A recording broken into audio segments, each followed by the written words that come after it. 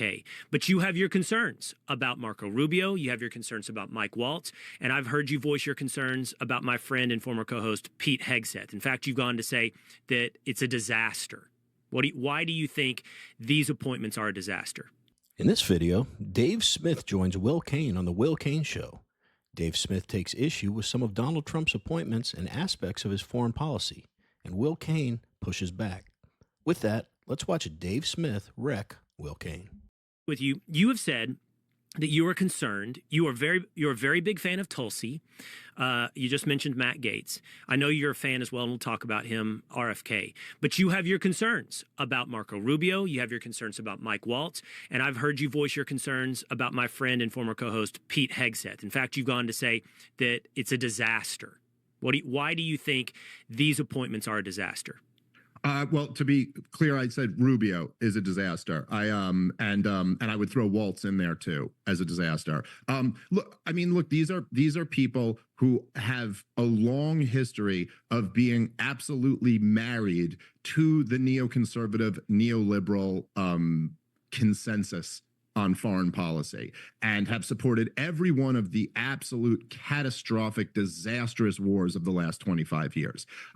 Now, to your guy, Pete Hegseth, who I am, to use your distinction, friendly, but not really friends with, but I have met him at Fox News before. And I do think he's a very smart and capable guy. And I do think he's honest. I remember very vividly, he did this one segment, this was many years ago on Fox News, where he was asked about his time in Afghanistan, and he just started openly talking about the epidemic of the warlords that we're propping up raping little boys. And I was like blown away by the honesty. Like, I mean, I was well aware of this, but nobody ever talks about it. And so it was like, and I also think he's had some really good rhetoric on Ukraine. Like I've heard him make very good points on that policy. And it seems to me that he was kind of a guy who did support the Cheney-Bush foreign policy, but has re-examined that. So I don't know. He's a little bit more of a question mark to me, and we'll see what ends up happening.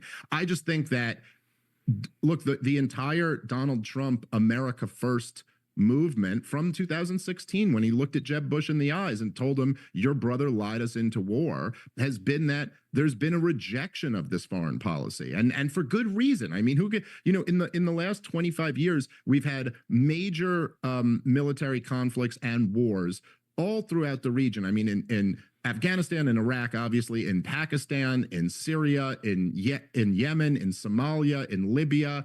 And what they all have in common is that they were just absolute disasters, like catastrophes. Hundreds and hundreds of thousands of innocent dead people, trillions of dollars wasted, the region destabilized, and our bravest young men. There's no getting around it. I completely understand Dave Smith's perspective here. I mean, yeah, guys like Rubio and Waltz, they have appeared to be, and I guess you'd still classify them as neocons. And that's everything we're trying to get away from, right? And when he talks about the wars we've engaged in over the last 25 years, I'd love to hear from you guys in the comments. And I mean this sincerely. It's not a rhetorical question. What have we gotten for all the lives lost, for all the money spent, putting us further into debt, for all of our soldiers missing limbs, for all of our soldiers coming home with PTSD? What have we gotten? I really want to know. Maybe there are those out there that feels one or two or some or all of the conflicts were justified. And I'm always interested to hear a different perspective, because I understand that because I support Donald Trump's America First agenda, it's easy for me to get caught up in that, and forget history that, oh, well, that decision did make a good point. So right now, my position is all those wars were a waste of money and robbed people of their futures for absolutely nothing in return. But it could be because I have a short memory. So seriously, let me know in the comments if you have a different perspective. Let's get back to the video. Left wounded or injured or committing suicide by the tens of thousands. I mean, like, what policy could be more of a disaster than that? I can't think of anything else. And I'm against almost every government policy, but you'll have conservatives who will like rant about what minimum wage laws have done. Like, oh, okay, yeah, they're pretty bad, but what about this? And now we're fighting two proxy wars, one with the biggest nuclear power in the world and another just in the biggest hotbed area of the world where there's looming threats of conflicts with Iran and Hezbollah and the Houthis and for what? Like, I'm sorry, but the overwhelming burden should be on you, advocate of any of these wars, to demonstrate very clearly how this is in America's interest, except they can't do that because it's not. And so what they do is just smear Tulsi Gabbard as a Russian traitor or something like that for daring to question any of them. We'll get into Tulsi in just a moment. Sure. I share two things with you. I feel like, first of all, our integral position as a citizenry should be skepticism towards power, even if your friends are in power. You should have a level of skepticism towards any power. Second, once that power wants to do something with its power, we should be requiring them to articulate to us why it is in the interest of America, America first. Let me, though, then offer you, if not a defense, a perspective on what I think about all of those individuals. And I'm going to give you three quick ones. I know Michael Waltz, not as well, but I know Mike Waltz. I definitely have sat on a couch and have known him for a decade in Pete Hegseth. I do think, one, Dave, there has been an evolution in many people's points of view over the past 5 to 10 years when it comes to foreign policy. I do think in many of those instances, it's an honest recalculation. Does that mean it's one that you can count on into perpetuity? No, but I do think it's honest. Two, I think that there is a utilitarian effect to Donald Trump. So I've seen you tweet about this, and nobody within Trump world likes him anymore, but there was a utilitarian role to John Bolton. And Trump's talked about it, and it's pretty funny when he talks about it. But he's like, I'd sit down with these guys, and I've got this guy over here turning red in his face, and his mustache is blaring out, and his eyes are reading hatred. And the other worlders are going, oh my God, I think this guy wants war with me, And all of a sudden, Donald Trump becomes good cop. Some neoconish instincts present, not driving, but present within this administration actually doesn't scare me, because I think you've also got Tulsi. You've also got these other power players in there, and I've seen you call it incoherent. I don't think, this is where I think sometimes I've had this debate with you, or I've moderated you with Ben Domenech. Like, libertarianism, sometimes its failure is puritanical. It's puritanical and utopic. If you like watching videos like this one, like and subscribe. We'd really appreciate it. Let's get back to the video. And like, do you need everybody singing from the same script as Donald Trump? No, there's a utilitarian purpose to having different points of view in that room. And then finally, third, though, I do trust Donald Trump's instinct. He has been consistent in America first, and all of these people work for Donald Trump. Well, okay, so there's a lot there. The first thing I would say is that a lot of times I think when we talk about government in general, we confuse the mythology with the reality.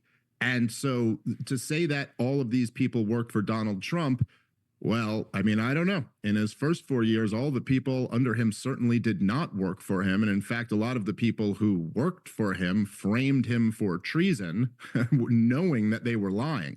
And so, no, I don't think it's like... Real quick, that's a fair rebuttal, a totally fair rebuttal that seems to be a priority to change this time around with Trump. Now, that I agree with you about. And I think there's a reason why he put outsiders at, Tulsi and Matt Gaetz, those picks really do. That's a symbol that he is thinking the way you're talking about. But I do look, I'm familiar with the argument that Trump's made. I think he's got it. I think Dave's completely right. The first time around, there were folks that worked for Donald Trump, but they didn't do what they were told. They'd go against his orders flat out. And some of them, as he said, end up framing him for treason. But I think the first time around, he was an inexperienced politician, which is crazy to go from no political experience to president. And frankly, he trusted people and took advice from people that were part of the swamp. I think he prioritized experience in Washington in his first term over his instincts or who he thought was best for the job. This time, I'm praying, and I'm seeing some evidence that he's learned from mistakes of the past. I mean, shoot, at least Donald Trump and the Republicans have shown the ability to learn from the past. I mean, I don't know if the left has learned anything over a century, but like he said, Tulsi Gabbard, Gaetz isn't there anymore, RFK. I mean, I think picks like this are evidence that he's appointing who he thinks is best. Anyway, let's wrap up the video. But completely wrong. And the truth is that having John Bolton by his side didn't drive the North Koreans to the table because they were so scared of him. They came to the table. He brought John Bolton in, and it killed the peace talks. And there's, you know, tens of millions of prisoners living under Kim Jong-un. It's a tragedy of our time that those peace talks didn't result in anything more. And, you know, I just don't really buy this idea that like as if the world hasn't gotten the message yet that America's willing to bomb some people, or as if the Donald Trump himself, just from his first administration, doesn't have like the street cred from all of the, you know, from Soleimani and bombing Syria and backing the Saudis in their war against Yemen. I mean, I don't think you actually need to keep these war hawks in your cabinet just so that people are scared of what the crazy guy might do. I think that in his first administration, they were nothing but a net negative, and I think they're probably going to be a net negative again here. So I agree with Dave Smith that, yeah, I don't like Will Cain's argument that you need to keep war hawks in the cabinet just to scare people. However, and remember, I'm an anti-war hawk, anti-neocon, anti-neoliberal guy, but I do believe that different perspectives, and here's the key, from trusted, honorable people are a good thing. I think that if you were just a hiring manager in any job and you had to assemble a team, I think it would be foolish to only hire people that agree with you 100%, because I've always been a big believer in robust debate, and I think the Republican Party has shown that it can do that, unlike our counterpart, which we all know there's no room for dissension. So, yeah, I think that if they're honorable, trusted people, those two qualities alone are at a premium in Washington, unfortunately. It's very sad, but I think they probably bring some value. And based on Donald Trump's past actions and his judgment that he's shown, I'm not blindly just saying whatever Trump does is fine. I'm cautiously optimistic. I 100% trust Donald Trump to make the right decisions until I see differently. But we want to hear from you. What do you all think? Is there any value to having some of these guys that would be considered neocons in the cabinet? And if you say absolutely not, then why did Donald Trump appoint them? And if you say, yeah, I see some benefit to it, is it because of the reason Will Cain laid out as kind of a bad cop, or to quote unquote scare the world of our capabilities? Or do you agree with me that it's just good to have different perspectives? And I guess the caveat to all this is obviously understanding that the foundation of all policies in this administration is America first. Let us know. Anyway, as always, really appreciate you watching. We will see you on the next one.